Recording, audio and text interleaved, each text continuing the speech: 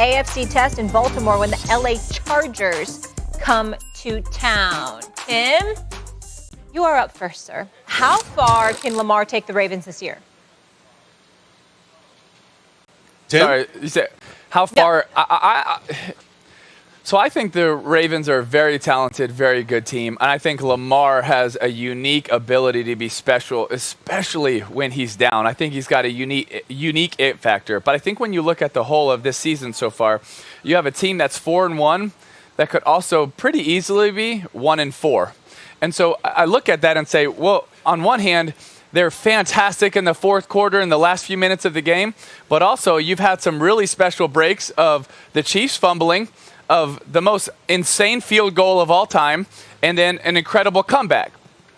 So you look at that as a positive, but you also have to say they put themselves in positions that are, you just can't count on winning that way all of the time. And so when I look at them, I say, hey, you know what, they got a special it factor, but there's still a question mark for me of, can this team dominate? Can they play every single week where they're not counting on those breaks? Because I just don't think you can be a team that can be a number one seed and think you're going to get these breaks every single week. So I think they're a good team. I think Lamar is crazy special. I love him. He's one of my favorite players to watch in the NFL. But I think they've also got a lot of breaks so far this season. Well, listen, breaks come with it when you're trying to go for a Super Bowl. Last time I checked, there's a few times the Super Bowl champions have been lucky en route to capturing the crown, Tim Tebow. I mean, you should know about it when you were playing in the SEC and you were going against Alabama, okay? I mean, these things happen. Sometimes luck goes your way. But I will tell you this. I will tell you this, sir. Just like you said, they could easily be 1-4, whatever. I can make an argument, Tim Tebow, they could easily be 5-0. They could have won that Monday Night Football game in the season opener against Las Vegas. Absolutely. Okay, they could have won it. So they could easily be 5-0. Number two, they have the most electrifying running back at the quarterback position that the NFL has ever seen, as far as I'm concerned. And I go back to, I mean, listen, man, I used to watch Fran Tarkenton scramble around for the Minnesota Vikings back in the day, okay? And we saw the Randall Cunninghams of the world come later and others. And now we see the Kyler Murrays and other folks. And Aaron Rodgers can even run a little bit with the football when he wants to. So can Patrick Mahomes and others. We ain't seen some dude like Lamar Jackson that's approaching his third consecutive 1,000-yard rushing season. And then when we look at their receivers, we look at a Hollywood Brown, we look at a Mark Andrews as your tight end, we look at Sammy Watkins, who you picked up. Bateman ain't even there right now. So I'm looking at the Baltimore Ravens. Do I have questions about their pass defense? Yes. They're one of the worst pass defenses in the National Football League. And they certainly give up a bunch of yards. They bend a lot, even though they don't always break. I get that. But when we ask the question, how far can Lamar take them? I think Lamar can force offenses to get a bit tight because he's so electrifying with what he does that pressurizes opposing offenses to do more than they may be capable of doing at a particular moment in time, and that could assist to them folding too. I'm not picking them to win the Super Bowl. I'm not even picking them to get to the Super Bowl. But when we talk about can he carry the Ravens there, I think we all know he's capable of that, Tim Tebow. Oh, there's no doubt about it. But how much are you going to put on him? Like, how tight of a back brace does he have to have? You know, like, I just think when you ask him to do so much, I think it's going to be hard. I think you have a chance of injury. I think you have a chance of it being even a longer season of getting worn down. I don't like putting it all on Lamar. I think he can handle it for a while, but then this is a very violent, tough league. Even though they're making it easier on quarterbacks and they're making it easier on tough hitters, and you know they're not getting blasted as much. But man, that's a lot to put on him when he's having to run and throw it that much. And you know, I think he's got to get help from the rest of his team. I think they have to run the ball without him better. I think their defense has to come up with more stops earlier in games, and that's where the question marks are for me, not on Lamar Jackson. And by the way, I would love sometime for you to really fill us in on Fran Tarkenton.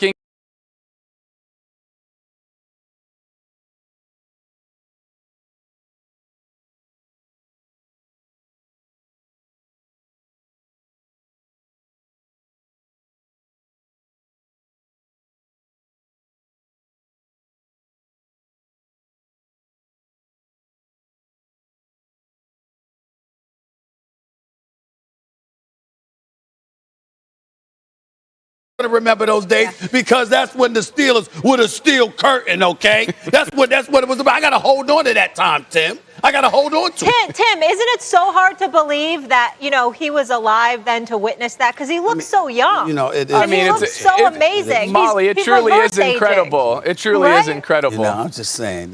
He gets younger, better looking, richer every day. I know she's, I hope we know he gets richer. We know he gets richer. Oh, you're wanting to talk. Let me tell you something. Look at him in the sunshine again, and you don't even He's in stop. Georgia. Do y'all see the tan on Molly? Somebody loving Hollywood. It ain't me. I have to say, I am happy to be out here in California. I took one for the team. That's right. To be here with you so we could be in studio together for First Take. That tan is doing something. I'll tell you that much. Hey, Stephen, do you think I could have your jacket so I can auction it off for charity? I think I could make a lot. This guy's crazy. Let's go to break. We're not going to break. No, we have another topic. Okay, go ahead. Let's go. All right. It's been 2 straight wins for the Bears as Justin Fields starts to turn the season around in Chicago.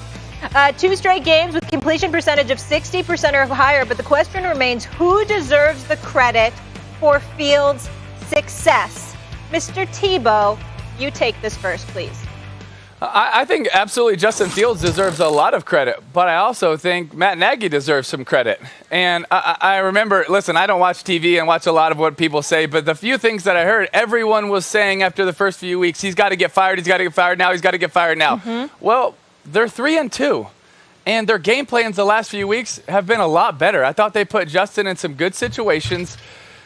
They didn't ask too much of him. Like, if we're going to criticize someone so much for when it doesn't go well, then on the other side, when it does, I think you have to get praise. And I think Matt Nagy deserves some praise. He hasn't asked too much of him. He's put him in some pretty good situations, and they're 3-2. And with their schedule, that's a pretty good place to be when you're playing a rookie quarterback, when you're figuring out a lot of different things offensively. I think he deserves some credit. Oh, come on.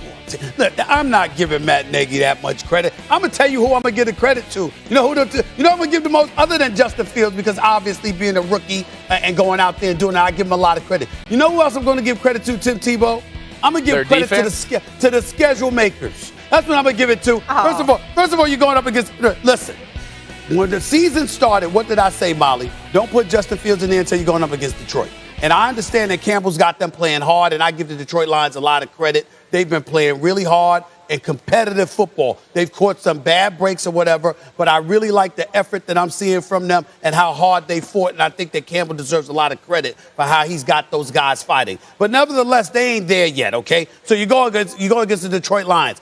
And then, obviously, with everything that's happened with Jon Gruden, they showed up last weekend knowing that was on their minds. Those guys were not focused and locked in on playing football with that big of a distraction hovering over their franchise, and Jon Gruden still coaching on the sidelines at that particular moment in time. I think that was a great assist to the Chicago Bears this past Sunday. I think if it wasn't for that, they probably would have beat the Chicago Bears, to be quite honest with you. And that's something not just me, but you got all of these NFL aficionados all over the place, Tim, talking about Raiders weren't themselves. Look at them. They clearly had this stuff on their mind. It was a huge distraction. They weren't there. And in the game of football, you got to be all in each and every Sunday to have a shot. You can't afford to take days off. Maybe it was a distraction.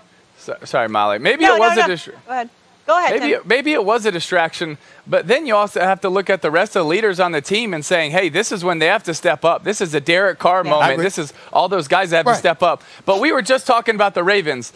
The Ravens should have lost to Detroit. They won it on one of the greatest field goals of all time. Okay. And they lost to the Raiders. So if you're going to give the Ravens that much credit, why do you not give the Bears that much credit? Right? When the Bears beat both of those teams, but the Ravens lost to one of them and should have lost to both of them. But because it doesn't add up. But listen, what I'm saying to you, I get where you're coming from. My point to you is that it's all about timing. When you look at what transpired, first of all, you got a season opener. Season opener with limited preseason action, limited practice time, all of that other stuff. So people, listen, you're the football player. Y'all are the football players, okay? I'm just telling y'all what y'all tell me. Hold on. Okay, y'all tell me this stuff. Time out, okay? Because I understand the significance of timing in life. I'm with you and all that. But We have had millions of people talk about this Justin Fields conversation, and everybody has knocked Matt Nagy and said Matt Nagy needs to go. He needs to be fired. And Tim is giving him credit, and you're just glossing over that. Oh, well, first of all, Matt Nagy has created a lot of question marks over his career. So 2 games does not a career make. What I have said about Nagy was this. Let's see what you do throughout the season. Let's see the development of Justin Fields is everything because his career is on the line in terms as a head coach because he'll be in football for a long time. But his career as a head coach is on the line in terms of how this kid develops. Let's see what happens. And I think the first 2 weeks or so, I think they've lucked up. The last 2 weeks. But I didn't say this was a career maker, right? And I know. Everybody needs to totally change the way we view Matt Nagy. I'm just saying, hey, it's 2 pretty good games in a row.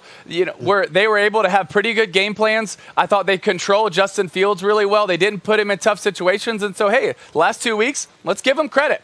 Good job. Okay. Now continue to watch what happens the rest of the season. I agree with you. It doesn't necessarily change my macro picture of him, but the last few weeks you say, you know what? I'm going to give him credit. Good game plans, and you were successful in it. So what Tim Tebow has admitted, Tim Tebow said 2 things that's very, very important. He said one thing and he implied another. What? He mentioned macro, and that implies fluidity. And I think that's important. It's fluid. How we feel about Matt Nagy today, we might not feel that way 2 weeks from now. I get where Tim is coming from. I can roll with that. Fluid. It's or consistency, that it always comes back to Stephen A. It does. Death, taxes, and Stephen A's agenda, always. Yeah. Can they make the playoffs, yes or no? One word. Chicago? Yeah. No. Tim? Too hard. No. Okay. Still to come here on First. Back to you again. Dallas and New England battle this weekend. Who is the real America's team? That debate is next. Plus, the Bucs get another win last night. Is Stephen A. finally willing to put them as his